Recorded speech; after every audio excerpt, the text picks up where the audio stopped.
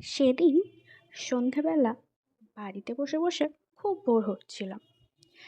অন্যান্য দিন এরকম লাগে না, কিন্তু সেদিনকে কি করব কিছুই বুঝে উঠতে পারছিলাম না। আর কিছুই ভালো লাগছিল না। আর এই সময় তো জানোই যে কোথাও যখন তখন বেরোনোও যায় না। তাই কি করব ভাবতে ভাবতে হঠাৎই মাথায় একটা আইডিয়া এলো যে আজকে এই কাজটা করা যায়। তো চলো তার আগে ইন্ট্রোটা দিয়ে নেওয়া যাক। So hello, good evening everyone. কেমন আছো তোমরা সবাই? আমি Riya and welcome back to my channel ইচ্ছে ডানা। তো এতক্ষণে তোমরা টাইটেল থাম্বনেল দেখে নিশ্চয়ই বুঝেই গেছো যে আমি কি করতে যাচ্ছি। তো চলো যাওয়া যাক। তো এই হচ্ছে আমার শোকেস, আর আজকে এইটারই আমি মেক ওভার করবো। তো তার আগে আমার শোকেসটা আগে কিভাবে গুছানো ছিল বা কিভাবে কি সাজিয়ে রেখেছিলাম সেটাই তোমাদের সাথে শেয়ার করলাম। তো চলো এবারে চটপট কাজটা শুরু করি। তো সবার আগেই এর ভেতরে যা যা ছিল সেগুলো সব আমি একটা একটা করে বের করে নিচ্ছি। এই যে দুটো ড্রেসেস দেখলে, এগুলো কিন্তু আমার বিয়ের আগের, আমি ওই বাড়ি থেকে নিয়ে এসেছিলাম। আর এই যে একটা শোপিস দেখলে বলের ভেতরে, এটা কিন্তু রাহুলের, আমি ওপরে এনে রেখে দিয়েছি আমার ঘরের শোকেসে এটা। তো এরপরে দেখো এই যে কাপ প্লেট, এগুলো সব বিয়েতে পাওয়া, এগুলো এখানে সাজানো ছিল। আর এইটা হচ্ছে আমার বিয়ের তত্ত্বসূচি, যেটা রাহুলদের বাড়ি থেকে দেওয়া হয়েছিল। তো দেখো এরপরে আস্তে আস্তে সমস্ত কিছু আমি এখান থেকে যা যা ছিল সমস্ত কিছু বের করে নিলাম। আর এই দেখো ওই একটা কাপের সেট যেটা পেয়েছিলাম গিফটে, তার সাথে টিপটও ছিল, তো সেটাও তোমাদেরকে একটু দেখিয়ে দিলাম। এই আর কি, দেখো আমার ওপরের দিকটা পুরো খালি হয়ে গেছে, এইবার নিচের দিকটা খালি করার পর এই পাপ্পিটাও দেখতে পাচ্ছ, এটাও কিন্তু রাহুলের। আর এই ময়ূরটা, এটা কিন্তু ময়ূর না, এটা একটা পানের ডাব। এটা বিয়েতে আমার বাবা আমাকে গিফট করেছিল তত্ত্বের সাথে, তো সেইটাও তোমাদের সাথে শেয়ার করলাম। আর এইটা কিন্তু আমাদের বাড়ির তত্ত্বসূচি, আমি দুটোই যত্ন করে রেখে দিয়েছি। আর এই যে এই পার্সটা আমার কিন্তু রেজিস্ট্রি যখন হয়েছিল অনুষ্ঠান, তখন এটা আমাকে আমার দিদি গিফট করেছিল। তো সব কিছুই যত্ন করে রেখে দিয়েছি।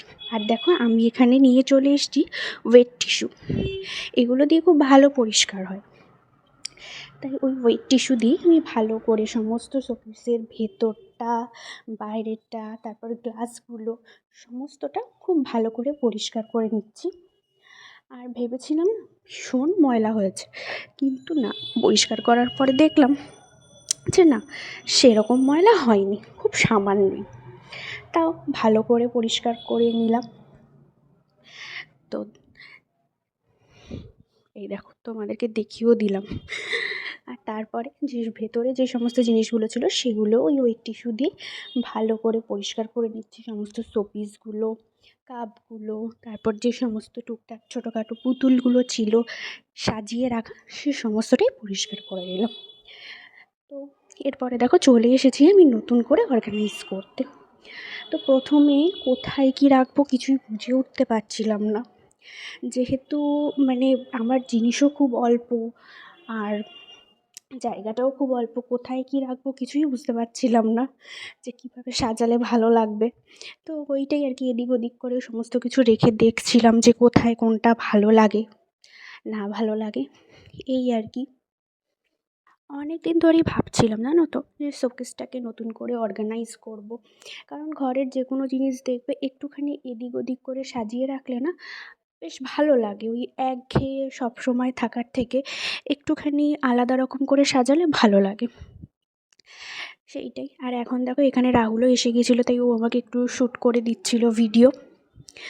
তো এই তো মোটামুটি এইভাবে সমস্ত জিনিসগুলো রাখলাম আর কি। আর এই যে হাতিটা দেখতে পাচ্ছ, এই হাতি আর দুটো গণেশ মামুনির শোকেসে ছিল, মামুনি ওটা আমাকে দিয়ে গিয়েছিল যে এই ওপরের শোকেসে সাজিয়ে রাখার জন্য, যেহেতু আমার শোকেসে সেরকম কিছু নেই আর ফাঁকা ফাঁকাই থাকে, তো ওই জন্য মামুনি বলেছিল যে আমাকে এটা রেখে দিতে। আর এই বুদ্ধদেবটা দেখতে পাচ্ছ, এইটা কিন্তু একদম নতুন ব্র্যান্ড নিউ, এটা হচ্ছে আমার জেঠিমা ওই দার্জিলিং বেড়াতে গিয়েছিলো, সেখান থেকে আমাকে এনে দিয়েছে। আর এই বড় যে বুদ্ধদেবের মূর্তিটা, সেটাও মামুনির শোকেসেই ছিল। ওটাও ভেবেছিলাম এখানে রাখবো সাজিয়ে, কিন্তু না, ওটা এতটাই বড় যে এখানে আর আমি রাখতে পারলাম না আর কি। তো সেই কারণেই কিছু করার নেই, তো ওই জন্য আবার স্কিপ করলাম। আর এই তো এইভাবেই এদিক ওদিক করে আমার মোটামুটি কাজ হয়েই গেছে সাজানো। তবুও তারপরেও মনে হচ্ছিল যে এখানে ওটা ভালো লাগছে না, ওখানে সেটা ভালো লাগছে না। তো তাই জন্য একটুখানি ওই সাজানোর পরেও একটু এপাশ ওপাশ করে দেখছিলাম যে কোনখানে রাখলে বেশি ভালো লাগছে। তো এই তো আর কি, মোটামুটি আমার কাজ শেষেরই পথে। জানি ভিডিওটা খুব ছোট হলো, আসলে কি বলো তো, এই সময় না এনার্জিটা ভীষণ কম লাগে। আর শুধুমাত্র তো ভিডিও করা নয়, সেটাকে এডিট করা, ভয়েস ওভার দেওয়া, অনেক কাজই থাকে। তো এখন আর সেরকমভাবে এনার্জি করে উঠতে পারি না। তো মোটামুটি এই হচ্ছে আমার শোকেসের ফাইনাল লুক। আর ওপরের দিকটাও একটু অন্যরকমভাবে সাজিয়ে নিয়েছিলাম। তো এই তো, পুরো ভিডিওটা তোমাদের কেমন লাগলো তোমরা কিন্তু প্লিজ কমেন্ট করে জানিও। আজকের মতো সবাইকে টাটা, সবাই খুব ভালো থেকো, সুস্থ থেকো। আবার দেখা হবে নতুন কোনো দিন নতুন কোনো ভিডিওর সাথে। সবাইকে গুড নাইট।